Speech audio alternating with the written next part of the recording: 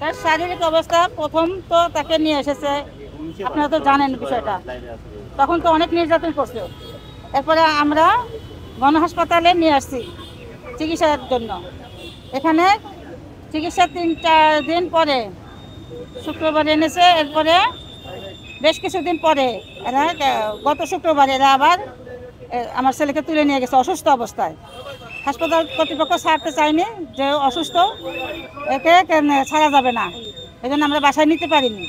আর ওনারা ওখান থেকে তুলে নিয়ে আসছে এবং আরও দুটো ছেলেকে নিয়ে আসছে। পুলিশ আমাদেরকে কিছু বলেনি, আমরা জানি না এই বিষয়, পুলিশ আমাদেরকে কোনো তথ্য দেয়নি।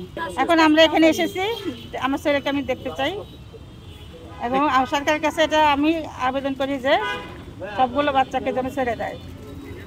প্রতিটা ফ্যামিলি এদের সব ফ্যামিলি এদের খুব মুমূর্ষ অবস্থায় আছে, অনেকে অসুস্থ হয়ে হাসপাতালে। হ্যাঁ, আমরা নাহিদের পরিবার এখানে আসছে দেখার জন্য, কিন্তু হচ্ছে না। দর্শক দেখছেন ডিবি কার্যালয়ে এসেছিলেন কোটা আন্দোলনকারীর প্রধান সমন্বয়ক নাহিদের পরিবার এসেছিলেন তার সাথে দেখা করার জন্য।